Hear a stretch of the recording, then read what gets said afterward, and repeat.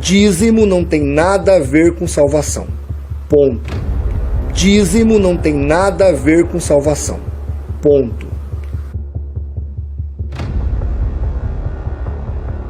Aos inimigos do dízimo, você deve duvidar da palavra de Deus, porque quem é inimigo do dízimo é inimigo da palavra de Deus. Porque quem é inimigo do dízimo é inimigo da palavra de Deus. Dízimo não tem nada a ver com salvação. Ponto. Malaquias, capítulo 3, versículos 8 a 12. Há uma pergunta muito importante, que é: roubará o homem a Deus? Todavia vós me roubais, e dizeis: em que te roubamos? Nos dízimos e nas ofertas. Com maldição sois amaldiçoados, porque a mim me roubais. Dízimo não tem nada a ver com salvação.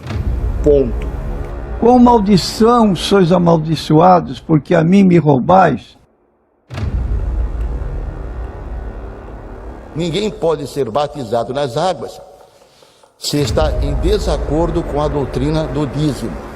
Então nós não aceitamos uma pessoa que seja batizada nas águas e que seja contra o dízimo. Dízimo não tem nada a ver com salvação. Ponto. Muito bem, pastor. Próxima pergunta do nosso irmão senhor José. Ele diz, pastor, o dízimo de Levi, que está também em Malaquias, que está citado no Antigo Testamento, ele se referia aos produtos da terra. E no Novo Testamento, pastor, como isso se dá? Bom, eu quero dizer a este cidadão que em 1 Timóteo, capítulo 6, versículo 3 a 5, tem uma recomendação para pessoas que não concordam com a doutrina. É um livre direito de se ausentar, de se retirar. Como também nós temos o direito, biblicamente, de excluir. Então eu quero dizer a você, pastor, se houver um crente dentro da sua igreja que discorda da doutrina assintosamente, que leve outras pessoas a querer que pensem como ele, que também se revoltam, esse cidadão tem o direito de se retirar. Se não se retirar, a igreja tem o direito de excluir. Pode continuar pensando como pensar, mas a igreja tem o direito de excluir essa pessoa. Se você está dizendo que o dízimo é da lei, por isso você não paga o dízimo. Não paga o dízimo por quê? Porque o dízimo é da lei. É o caminho que vamos tomar. Se a pessoa não tomar em consideração as recomendações que estão sendo dadas. Cada um tem direito de escolher a sua igreja. Eu não concordo que uma pessoa fique na igreja discordando da doutrina da igreja. Procura outra. É o seu direito. Como também nós temos o direito, biblicamente, de excluir. Como também nós temos o direito, biblicamente, de excluir. A gente está fazendo aqui pela verdade o que as seitas fazem pela mentira. A gente está fazendo aqui pela verdade o que as seitas fazem pela mentira.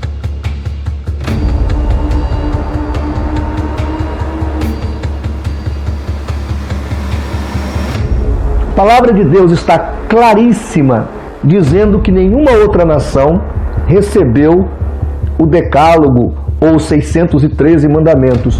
Não recebeu. E aí é interessante você notar que a palavra do Senhor está dizendo que as nações gentílicas não conhecem a lei. Ponto. É a palavra de Deus. Não dá para separar os 613 mandamentos. Então, quando nós falamos de abolição da lei, o pacto foi anulado. E agora nós estamos numa nova dispensação, num novo pacto. A lei são 613 mandamentos. E entre os 613 mandamentos está o dízimo. Não dá para separar os 613 mandamentos. Então, quando nós falamos de abolição da lei, o pacto foi anulado. Quanto à lei, é verdade.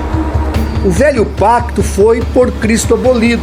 Os 613 mandamentos foram cravados na cruz. Colossenses 2, de 14 em diante. Foi cravado na cruz. A lei são 613 mandamentos. E entre os 613 mandamentos está o dízimo. E hoje nós vamos tratar de um assunto muito interessante, o dízimo no Novo Testamento.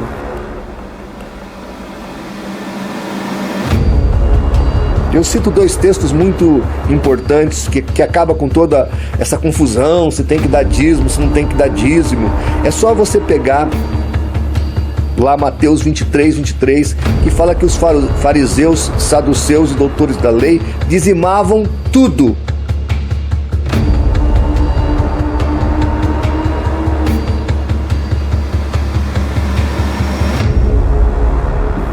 E lá em Mateus 5,20, Jesus fala para os seus discípulos, sejam judeus ou gentios, seus discípulos deveriam exceder os escribas e fariseus.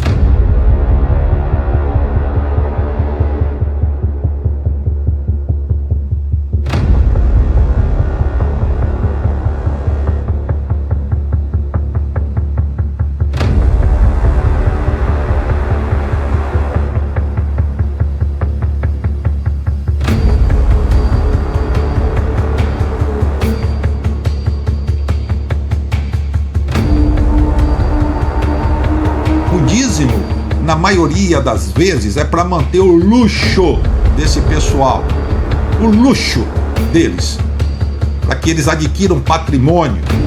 Está aí, tem prova, é só, não precisa muita coisa não.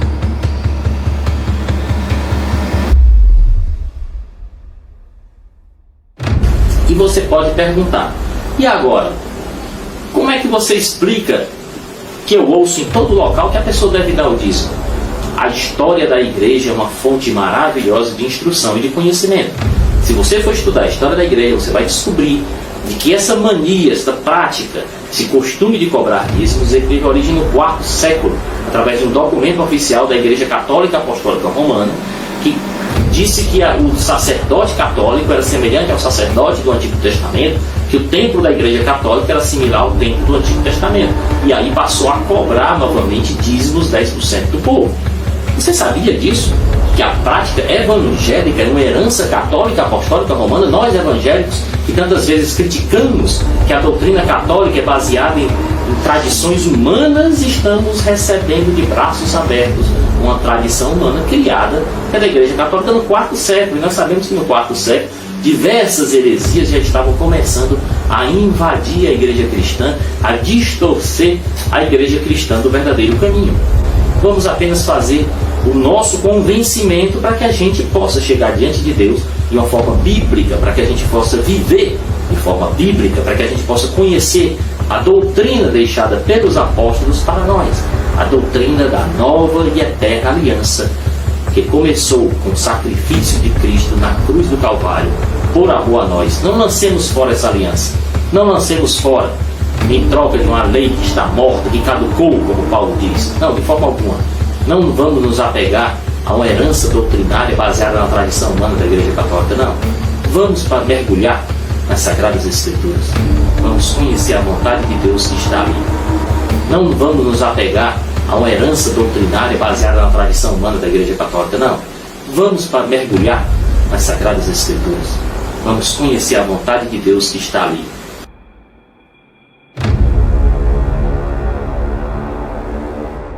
Não dá para separar os 613 mandamentos. Então, quando nós falamos de abolição da lei, o pacto foi anulado. Quanto à lei, é verdade. O velho pacto foi por Cristo abolido. Os 613 mandamentos foram cravados na cruz. Colossenses 2, de 14 em diante. Foi cravado na cruz. A lei são 613 mandamentos. E entre os 613 mandamentos está o dízimo. Aos inimigos do dízimo, você deve duvidar da palavra de Deus, porque quem é inimigo do dízimo é inimigo da palavra de Deus. Porque quem é inimigo do dízimo é inimigo da palavra de Deus. Pastor João Flávio Martinez, presidente do Centro Apologético Cristão de Pesquisas. Eu sou pastor da 5ª Igreja Batista em São José do Rio Preto, interior do estado de São Paulo. Nós trabalhamos com a verdade. Nós fazemos pela verdade o que as seitas fazem pela mentira, tá bom? E nos ajude a fazer pela verdade o que as seitas fazem pela mentira. A gente está fazendo aqui pela verdade o que as seitas fazem pela mentira.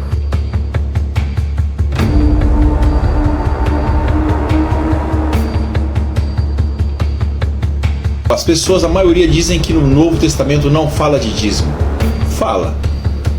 O Novo Testamento fala de dízimo, sim. Vou te mostrar onde é que fala de dízimo no Novo Testamento. A gente sabe que dízimo é uma prática que a história conta de um povo que vivia em Israel, na Palestina, antigamente. A história narra que existia em Israel 12 tribos. 12 tribos. 11 tribos trabalhava, colhia, plantava, e assim de ano em ano. E existia uma tribo que ela não trabalhava braçal. Eles trabalhavam cuidando dos órfãos, das viúvas, dos estrangeiros e dos necessitados. Uma instituição de caridade. Então, o que acontecia? Essas outras 11 tribos, elas mantinham aquela tribo com as sementes. Por exemplo, se as pessoas colhiam de cada colheita, eles tiravam 10% daquela colheita, levava para aquela tribo, para poder ajudar eles a manter-se de pé e fazendo essas obras assistenciais, que era cuidar dos órfãos, das viúvas, dos doentes, dos aleijados. Então aí eles não podiam trabalhar, porque estava envolvido ali fazendo essas obras assistenciais. Então ali era depositado 10% de tudo que escolhia, entendeu? Era assim que era o dízimo antigamente. Isso não tem mentira nenhuma e pode ir para a história que você vai conferir que de fato era assim. Agora, no Novo Testamento fala para você de dízimo na onde? No livro de Hebreus, aos Hebreus. Aos Hebreus, no capítulo 7, está escrito assim: se tratando de dízimos, é sem contradição nenhuma. É o maior que dá para o menor. É o mais forte que dá para o mais fraco.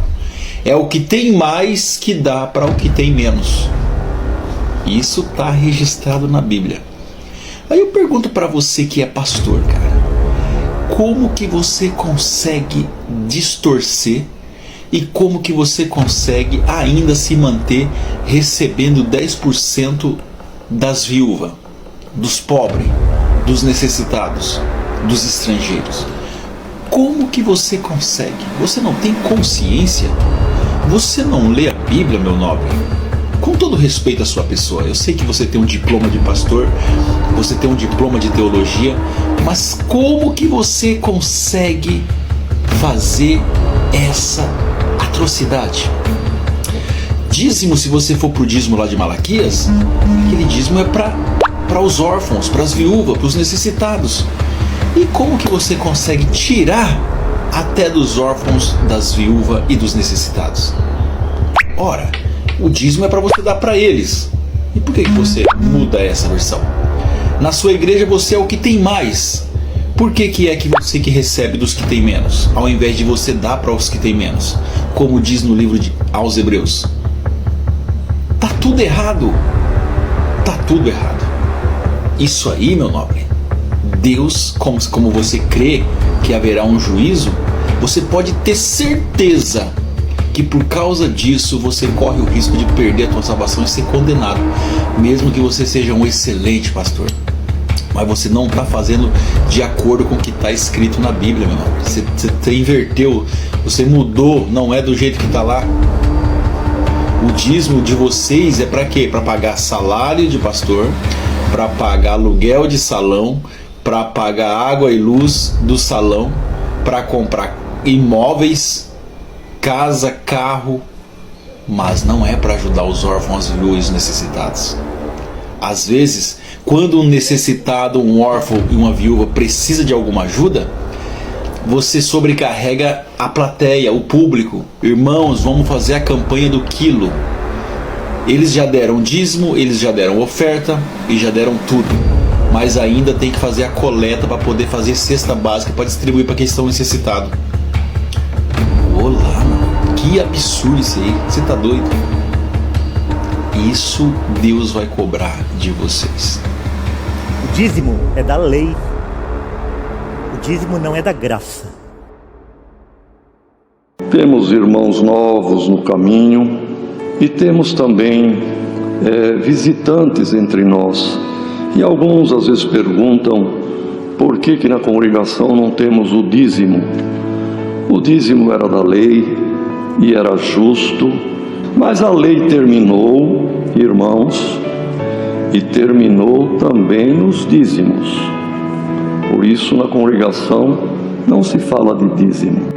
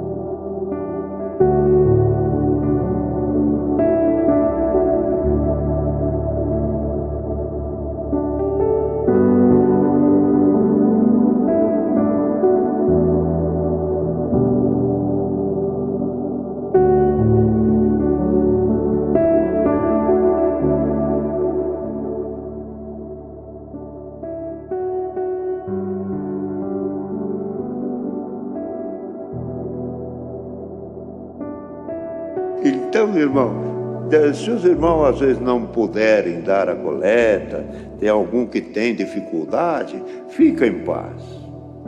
Na igreja, aqui na Congregação Cristã no Brasil, não é obrigado a dar coleta. O que o irmão deve fazer de coração é buscar a salvação da alma. Venha congregar. Se você tem dinheiro, tem. Se você não tem problema. Se o irmão acha, nunca deu uma coleta, fica em paz. Porque tem gente que tem os bolsos aí que não está cabendo dinheiro. Eles vão dar coleta no teu lugar. Fala, Senhor, abre o coração do outro no meu lugar. E vai. E as coletas nunca diminuem, só aumenta. E Deus seja louvado, que está bom.